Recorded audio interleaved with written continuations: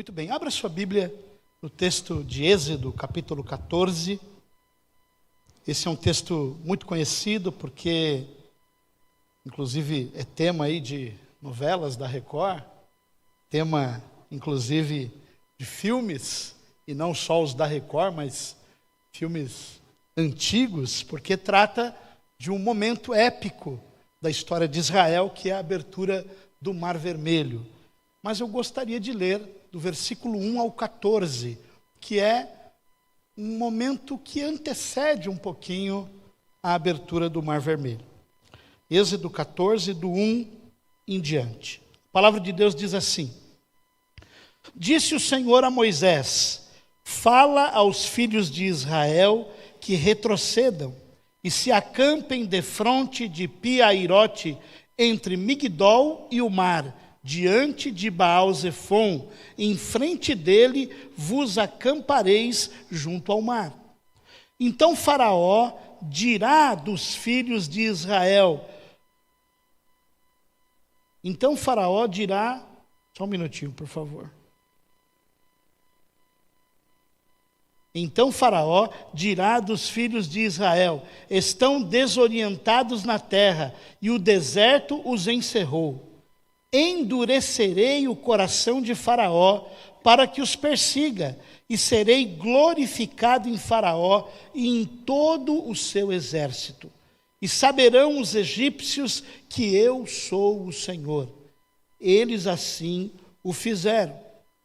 Sendo, pois, anunciado ao rei do Egito que o povo fugia, mudou-se o coração de Faraó e dos seus oficiais contra o povo, e disseram: que é isto que fizemos, permitindo que Israel nos deixasse de servir?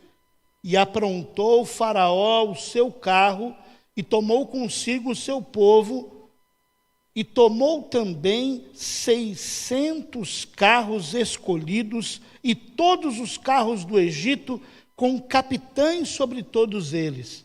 Porque o Senhor endureceu o coração de Faraó, rei do Egito, para que perseguisse os filhos de Israel. Porém, os filhos de Israel saíram afoitamente. Perseguiram-nos os egípcios, todos os cavalos e carros de Faraó, e os seus cavaleiros, e o seu exército, e os alcançaram acampados junto ao mar, perto de Pi-Hahirote, defronte de Baal-Zefon. E chegando o Faraó, os filhos de Israel levantaram os olhos, e eis que os egípcios vinham atrás deles, e temeram muito. Então os filhos de Israel clamaram ao Senhor. Verso 11, disseram a Moisés: será por não haver sepulcros no Egito, que nos tiraste de lá, para que morramos neste deserto? Por que nos trataste assim, fazendo-nos sair do Egito? Não é isso o que te dissemos no Egito? Deixa-nos, para que servamos os egípcios. Sim, melhor nos fora servir aos egípcios do que morrermos no deserto. Moisés, porém, respondeu ao povo: não temais, aquietai-vos, e vede o livramento do Senhor, que hoje vos fará, porque os egípcios que hoje vedes, nunca mais os tornarei a ver. O Senhor pelejará por vós, e vós vos calareis. Amém? Eu gostaria que você mais uma vez curvasse a sua cabeça, fechasse os seus olhos, e eu peço isso porque essa é uma atitude de reverência ao Senhor. Fechar os olhos é para que você não se distraia com o que está ao seu redor, simplesmente isso. Mas que você agora peça a Deus que fale ao seu coração, que a palavra que Ele tem nessa noite, Ele possa mexer, tratar, confrontar a sua vida. Dizia um certo pregador que o sermão, ele tem que humilhar os ouvintes, mas ele tem que exaltar a Cristo. O Senhor, Ele quer, e aqui entenda-se humilhar, no sentido de confrontação. O Senhor quer que esta palavra faça diferença na minha e na sua vida. Peça a Deus que não o pregador, mas o Espírito Santo do Senhor fale com você nessa noite em nome de Jesus. Pai, mais uma vez eu quero pedir ao Senhor que pela tua graça e misericórdia o Senhor possa falar ao nosso coração. Que aquilo que tu colocastes já aqui para que eu ministrasse, possa, ó Deus, ser usado por ti. E aquilo que eu não coloquei, que o Senhor acrescente. Aquilo que eu coloquei a mais, que o Senhor tire. Mas que somente a tua palavra, ela seja verdadeiramente neste momento ministrada para a honra e a glória do teu nome. É isso que eu te peço em nome de Jesus. Amém. Quero falar nessa noite sobre 3 atitudes diante das adversidades. Bom, seria chover no molhado eu perguntar quem é que passa por problemas, quem é que passa por dificuldades, quem já enfrentou ou está enfrentando situações adversas na sua vida. Nós temos aprendido aqui na CBP que muitas das situações que nós enfrentamos, às vezes, elas são fruto das nossas próprias más escolhas. E talvez Deus não vai fazer aquilo que é para que eu e você façamos. Ele pode nos orientar, nos ajudar a compreender certas situações, os seus propósitos que talvez nós nos esquecemos deles e deixamos, mas com certeza Ele não vai fazer aquilo que é para que eu e você façamos, dependendo da situação. Porém, eu quero chamar a sua atenção nessa noite para aquele tipo de adversidade que não necessariamente foi produzida por nós. Não é por minha culpa, não é porque eu fiz uma má escolha, mas coisas que podem acontecer na nossa vida e que todos nós estamos sujeitos a elas, mas que são inesperadas. Situações, talvez a perda de um emprego, um diagnóstico de uma doença grave, talvez uma situação que, de alguma forma, trouxe o rompimento de um relacionamento que você julgava importante. Não sei. Deus, Ele tem várias maneiras de agir nas nossas vidas. Mesmo nessas situações, com certeza, Ele tem um propósito. Mas temos passado, muitas vezes, por situações assim. Não são ocasionadas por nós, nem pelas nossas escolhas, porém, são situações adversas e difíceis. E se nós olharmos o texto que nós acabamos de ler, é exatamente uma dessas coisas que está acontecendo. Você sabe muito bem que o povo de Israel foi parar lá no Egito por intermédio de José. José foi usado por Deus para levar a família do seu pai Jacó, inclusive os seus irmãos que o tinham vendido como escravo. Ele foi usado por Deus para levar essa família para viver no Egito. E qual era o objetivo de Deus com isso tudo? O objetivo de Deus era que o povo de Israel, a família de Jacó, fossem preservados de uma grande e terrível fome que assolou o mundo naquela época. Mas, se você já leu aí o início do livro de Êxodo, você sabe que uma dinastia que não conhecia José, um faraó que não conhecia José, assumiu o trono. E quando esse faraó assume o trono, o povo de Israel é escravizado. E fica por aproximadamente 430 anos ali na terra do Egito. E boa parte desse tempo, escravo. Escravo significa aquele que não tem direito próprio. Significa aquele que não toma as próprias decisões.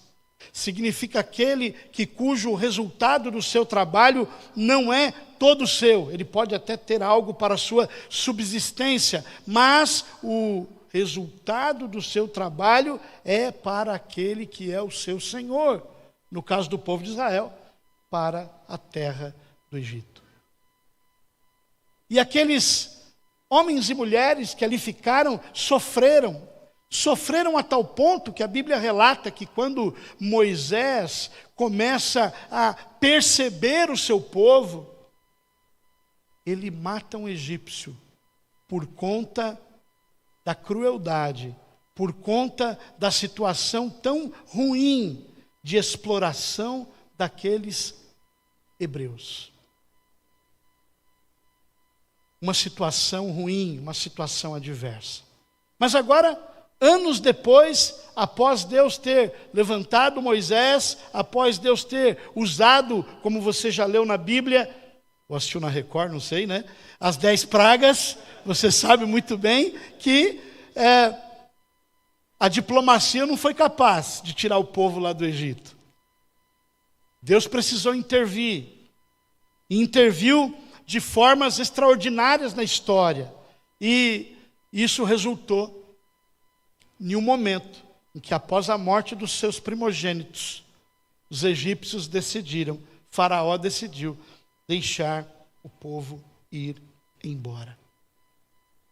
E agora é esse momento em que o povo está indo embora, em que o povo levanta acampamento, em que o povo pega todas as suas tralhas, todos os seus cacarecos, né? Você já fez mudança? Eu já fiz umas 30 já. Aparece cacareco de todo quanto é lugar.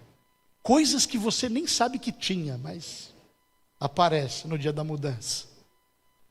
E o pior, a sua esposa quer que você carregue. Porque na maioria das vezes, somos nós homens que ajuntamos essas coisas. Imagina que o povo estava feliz. Imagina que o povo estava, agora vamos para uma terra prometida. Agora vamos para um lugar onde nós poderemos ser livres. Onde nós criaremos os nossos filhos. Onde nós criaremos os nossos rebanhos. Onde aquilo que nós produzirmos será para o nosso sustento e para a nossa prosperidade. Nós estaremos em outro momento da nossa história. Que legal. Claro que nem tudo foram flores, mas o povo sai do Egito. Capítulo 13, se você ler, tem uma coisa interessante. Deus não permitiu que o povo fosse pelo caminho mais curto, que era o caminho da terra dos filisteus, para que não houvesse guerra. Deus estava, de alguma forma, os livrando do confronto contra os filisteus. Mas agora, eles estão nesse lugar, que o versículo 1 nos dá a localização, e esse lugar é perto de Piairote, diante de Baal-Zefon, depois de Migdol. Na realidade, não se sabe ao certo onde foi esse episódio. Existem várias correntes de quem estuda a arqueologia bíblica para falar de como se deu esse episódio e onde se deu. Alguns dizem que poderia ser ao norte da península do Sinai. E alguns dizem que isso talvez fosse possível, porque a extensão que eles teriam que percorrer do Mar Vermelho, que na verdade a tradução aqui fala Mar Vermelho, mas a tradução no hebraico seria melhor entendida como Mar de Juncos. E a extensão desse percurso que o povo fez, ela não foi tão grande. É isso que o texto dá a entender. Por isso eles acham que foi ao norte da península do Sinai. O aspecto todo dessa situação, a gente vê narrado depois do versículo 15 em diante, onde tudo está preparado. O vento, toda a situação criada ali com a coluna que separou os egípcios dos israelitas, enfim. E isso acontece naquele momento. Mas essa extensão que é citada aqui no versículo 1, há um consenso de que era uma extensão que era suficiente para que o povo de Israel ficasse acampado. Mas, se você percebeu bem, era uma região que estava à frente do mar. Migdol provavelmente era uma torre de vigia que já tinha ficado para trás, mas era talvez um posto avançado do exército egípcio. E aí eu quero dizer uma coisa para você. Naquela época, o exército egípcio só era talvez o maior exército do mundo. Talvez a maior potência militar do mundo fosse, naquele momento, o Egito. Em outros textos antigos, nós vemos a descrição, inclusive, daquilo que era o poderio militar dos egípcios. Você sabe que eles contribuíram em muitas coisas para a ciência, por exemplo, que perduram até hoje. Eles eram hábeis em várias coisas, inclusive nessa arte, a arte da guerra. E agora, este poderoso exército, motivado por um faraó que está com o coração endurecido, está atrás do povo. E, meus irmãos, não era algo fácil. Quando o povo se apercebe que o exército de Faraó está vindo, e eu vou te dizer uma coisa, na leitura que eu faço do texto, eu percebo que Faraó não estava para brincadeira. Ele não veio conversar. Ele não veio tentar uma solução pacífica, diplomática, para que o povo voltasse. Não. A intenção de Faraó,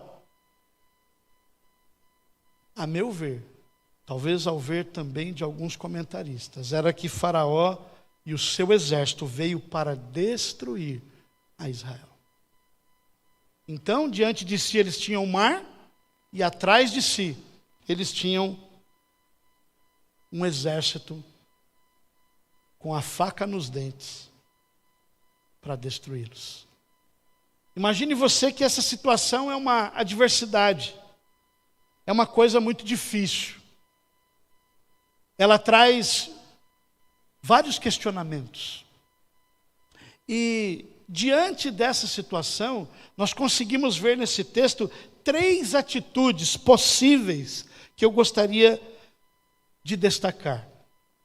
E essas atitudes, principalmente as 2 primeiras, eu não quero destacar a título de julgamento, se eles estavam certos ou errados, mas compreendendo aquele contexto, compreendendo aquilo que estava acontecendo, nós também, muitas das vezes, diante de adversidades desta categoria que eu estou falando, coisas que aos olhos humanos, dentro da perspectiva humana, parecem insolúveis, talvez nós possamos ter a tendência de agir da mesma forma. Então, a primeira atitude que eu quero destacar está no versículo 11. Disseram a Moisés: será por não haver sepulcros no Egito, que nos tiraste de lá, para que morramos neste deserto? Por que nos trataste assim, fazendo-nos sair do Egito? A primeira atitude que o povo tem é encontrar um culpado, achar um bode expiatório. E parece, irmãos, que quando nós enfrentamos algumas situações na nossa vida pessoal, às vezes no nosso casamento, ou no trabalho, ou até mesmo no nosso ministério, na igreja, em algum contexto da nossa vida, muitas das vezes nós também tentamos encontrar um culpado. Nós tentamos encontrar, e tem algumas razões que nos levam a fazer isso. Isso é uma espécie de mecanismo de defesa. A primeira razão é que nós tentamos transferir a culpa, porque é mais fácil. Eu consigo projetar no outro e começar a perceber a minha realidade, perceber aquilo que está acontecendo e encontrar um culpado em outro. Às vezes a coisa não vai bem na família, o marido culpa a esposa. Às vezes a coisa não vai bem no emprego, a gente culpa o patrão, enfim. Por quê? Porque nós queremos transferir a culpa. Em segundo lugar, nós também, através dessa busca de um bode expiatório, nós procuramos o controle. Nós procuramos o controle, a segurança. Nós queremos retomar o controle da situação. E às vezes achamos que culpabilizando alguém, eu consigo reassumir o controle da situação. Em terceiro lugar, também nós temos uma necessidade de explicação. Nós queremos saber o significado. A pergunta que nós mais fazemos quando a gente passa por um momento difícil é por quê? É ou não é? Por que está acontecendo isso comigo? Por quê? Enquanto talvez a pergunta que nós deveríamos fazer fosse para quê? Eu não sei se você percebeu aí na leitura do texto, mas o Senhor que endureceu o coração de Faraó. Em outras palavras, Deus tinha um propósito com tudo, mesmo nas adversidades que não são fruto das nossas más escolhas, mas coisas que nós não esperamos na nossa vida, Deus também tem um propósito em todas elas.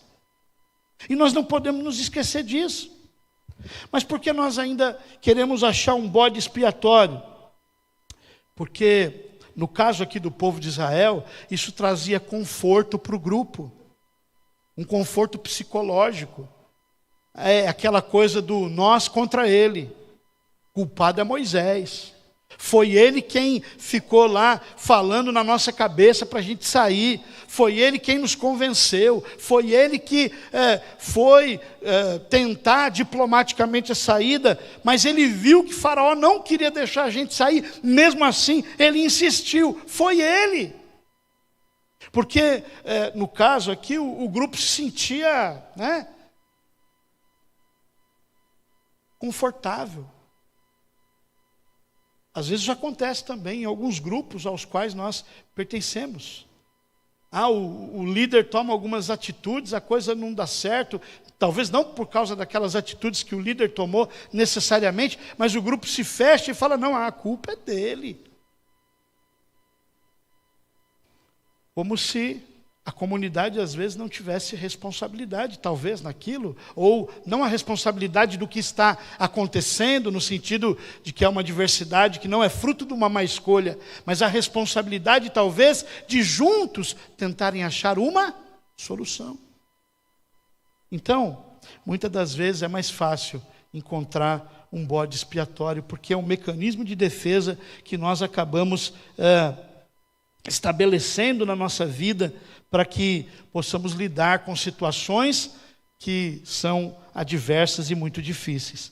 A segunda coisa que eu quero destacar aqui está no versículo 12. Não é isso que te dissemos no Egito? Deixa-nos para que sirvamos aos egípcios, pois melhor nos fora servir aos egípcios do que morrermos no deserto. A segunda coisa que o povo quer fazer, irmão, sabe o que é? O povo quer voltar atrás. Quantas vezes você, diante de um obstáculo, você desejou voltar atrás? O povo de Israel aqui desejou voltar atrás. Por que eles desejaram voltar atrás? Primeiro, porque obviamente estar lá no Egito, mesmo na situação de escravos, eles já tinham uma familiaridade com aquele tipo de vida, embora não fosse nada bom, mas eles tinham essa familiaridade. Isso os mantinha na sua zona de conforto. Eles estavam confortáveis. Em segundo lugar, eles tinham medo do desconhecido. E aquilo que eles vivenciaram lá atrás, lembre-se que esse povo já é gerações muito à frente da família lá de Jacó. Talvez alguns aqui, dessa geração, nunca tivessem experimentado ser livres. Talvez o que eles conheciam era aquela vida de escravidão no Egito. Talvez o que eles viam como uma possibilidade de liberdade, ou era o próprio cidadão egípcio, ou outros povos que eles conheciam, talvez, não sei. Mas o fato é que eles tinham medo do desconhecido. Muitas vezes isso nos dá essa ideia de desejarmos voltar atrás. Em terceiro lugar, eles também, de uma certa forma, idealizaram o passado. Lá era bom, a gente tinha comida, a gente tinha carne. Nós não falamos para você, Moisés, lá estava sossegado, as nossas necessidades tinham sido supridas. Tinha sofrimento, tinha exploração, a gente não era dono do nosso próprio nariz, não, mas era tão bom. Já viu aquela frase, eu era feliz e não sabia? Eles estavam mais ou menos nesse nível aí. Em quarto lugar, eles queriam voltar atrás, porque também nós, irmãos, e assim como aquele povo, nós somos resistentes às mudanças. Quando nós percebemos uma dificuldade à nossa frente, a nossa tendência é essa, porque nós temos uma certa resistência a mudanças. E em sexto lugar, eles tinham um impulso de sobrevivência. Eles desejaram também voltar atrás, por conta do instinto de autopreservação. Porque agora a vida deles estava correndo perigo, de fato. Imagine o desespero quando esses homens e mulheres ouviram o exército de Faraó, que eles conheciam, que eles sabiam do seu poderio militar, que eles sabiam exatamente o que eles eram capazes de fazer. Mas,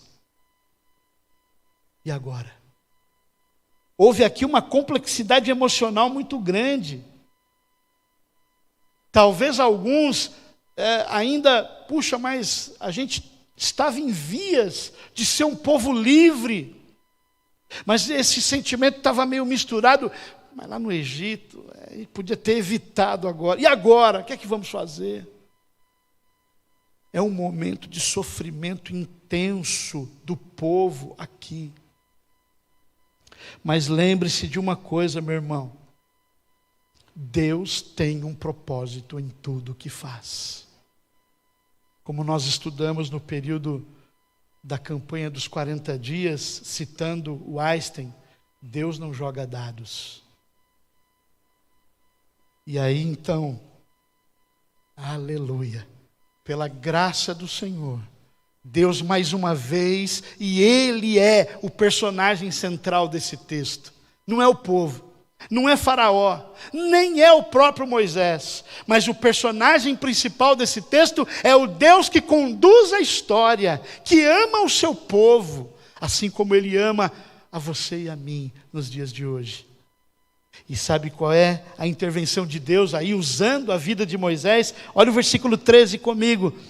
Acompanhe aí, por favor. O versículo 13 diz assim: Moisés, porém, respondeu ao povo: não temais, aquietai-vos e vede o livramento do Senhor, que hoje vos fará. Porque os egípcios que hoje vedes, nunca mais os tornarei a ver. O Senhor pelejará por vós, e vós os calareis. A terceira atitude proposta no texto, e é possível nós tomarmos essa atitude, é depender de Deus. É depender da graça do Senhor sobre a nossa vida. É reconhecer que Deus tem propósitos, e se nós estamos passando por uma adversidade, Deus não está de costas para nós. Deus não está longe de nós. Deus não está aquém daquilo que nós precisamos. Não. Deus, Ele não desiste de você. Deus, Ele está todos os dias. Jesus disse isso: eu estarei convosco todos os dias, até a consumação dos séculos. Não importa o que eu e você possamos estar vivendo, Deus está conosco. E o versículo 14 diz que o próprio Deus, Ele guerreará pelo seu povo. E nós podemos dizer isso hoje: Deus está conosco, agindo em nós, por nós e através de nós. Então Moisés, ele vem dizendo o seguinte: olha, dependam de Deus, aquietem-se, calem-se, vocês vão ver o livramento. Em primeiro lugar, nós temos aqui um contexto de desespero, de incerteza, de total ausência de recursos humanos. Tem uma frase que uma vez eu li num livrinho dos Menonitas. Eu estudei com um pastor na faculdade teológica que distribuía a literatura dos Menonitas. E eu li aquela frase que dizia assim: não mostre ao seu Deus o tamanho dos seus problemas, mas mostre aos seus problemas o tamanho do seu Deus. Irmãos, isso não é só um jargão, isso é uma realidade. Às vezes nós passamos por situações que os recursos humanos são escassos, não há como resolver, não tem como resolver, é insolúvel, não tem jeito. Mas diz Lucas no seu evangelho que Deus é o Deus a quem tudo é possível. Amém? Em segundo lugar, o povo aqui está ensinado a ter um desapego de soluções humanas. A opção proposta aqui por Moisés não é o combate, não é a diplomacia, porque eu acho que nem daria jeito também, não é a tentativa de uma fuga, até porque eles estavam encurralados, não tinha para onde ir. Mas a solução que Moisés está propondo, motivado pelo próprio Deus, é que os israelitas dependessem do Senhor. Há uma ênfase aqui na providência divina. Confiar na soberania e no poder absoluto de Deus. Ele é o Todo-Poderoso. Ele é o Eu Sou. Aleluia! A primeira lição, então, é fé.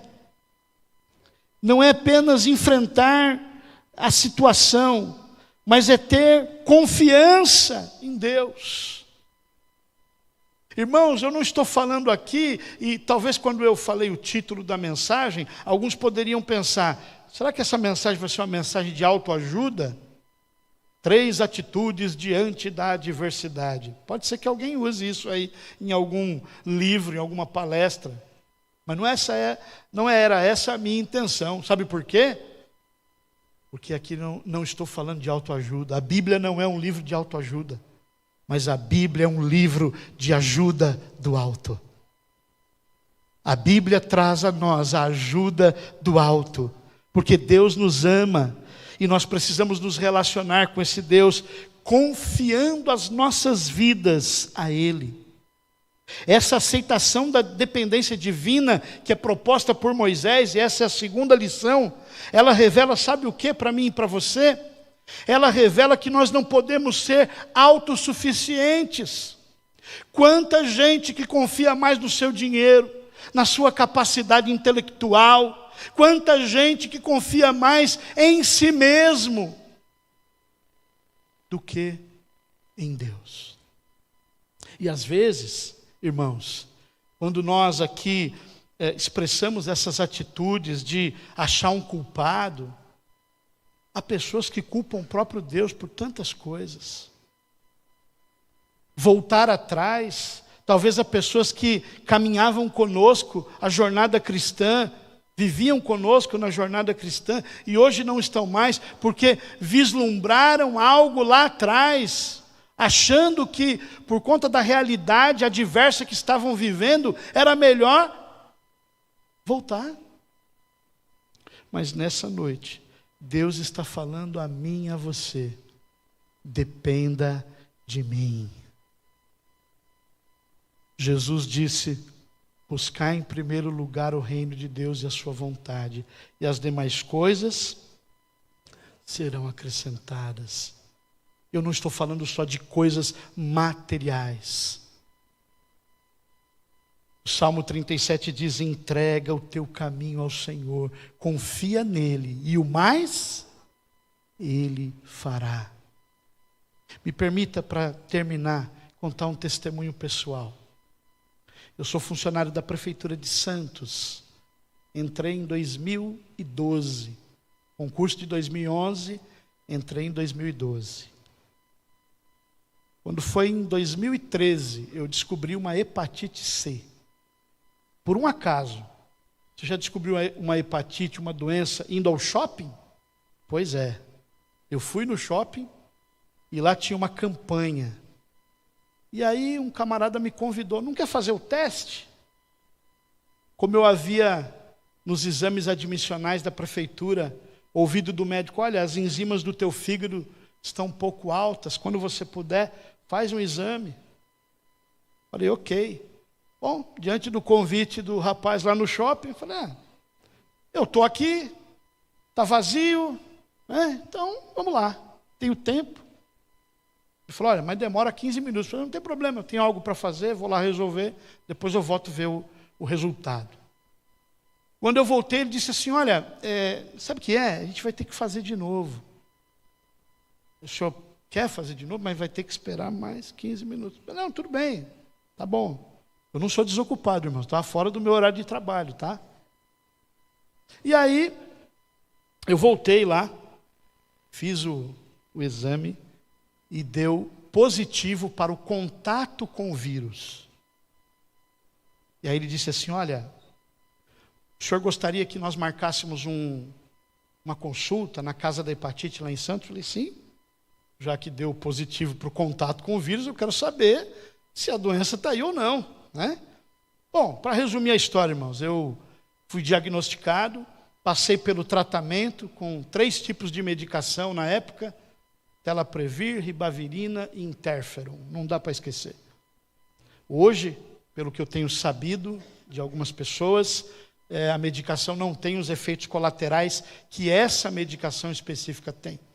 Minha esposa e minha filha estão ali, elas podem testemunhar para vocês que foi um período extremamente difícil.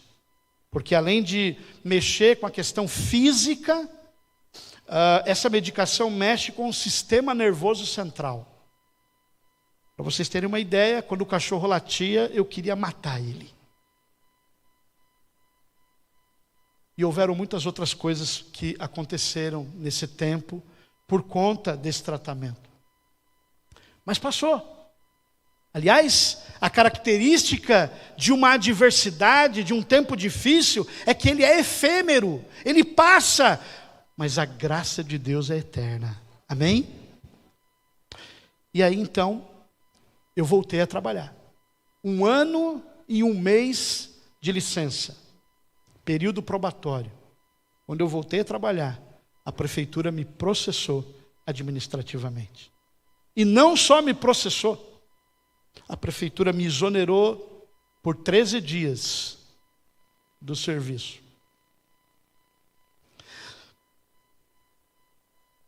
E eu fui diante da igreja que eu pastoreava lá no Rio Branco. E eu disse para os irmãos: irmãos, diz aquela canção: se Deus fizer, Ele é Deus. Se Ele não fizer, Ele continua sendo Deus. Amém?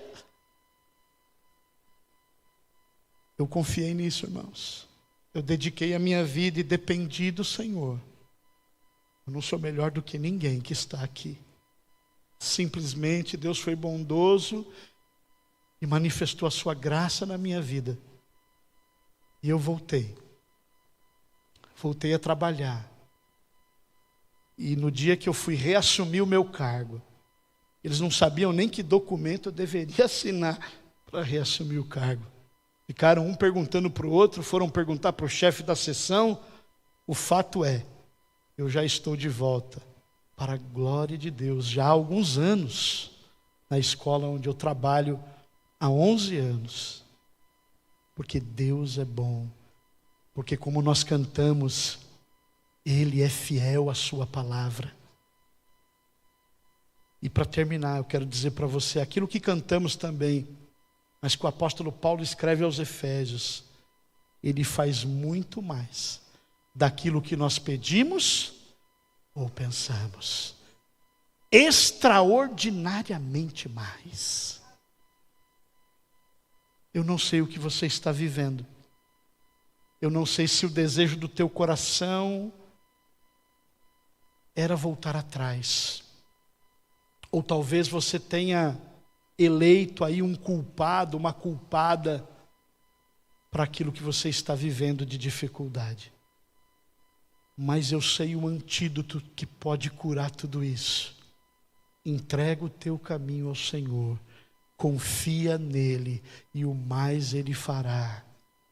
O povo de Israel passou pelo Mar Vermelho. A Bíblia diz que uma coluna de água à direita, outra à esquerda. O povo passou a pés enxutos. E vou te falar uma coisa, a palavra no hebraico, sabe qual é a ideia da palavra? Não é que passou lá a água para cá, passou na lama. A ideia da palavra usada no texto original é que o solo estava completamente seco. Amém?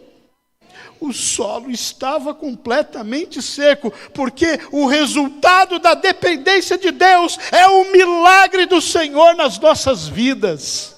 Aquilo que você e eu não podemos fazer, aquilo que a medicina não pode fazer, aquilo que não há possibilidade quaisquer humanas de ser resolvido, Deus pode fazer, porque Ele é o Eu Sou, Ele é o Deus Todo-Poderoso, e a Bíblia diz que Ele foi, é e será eternamente, aleluia! Esse é o nosso Deus.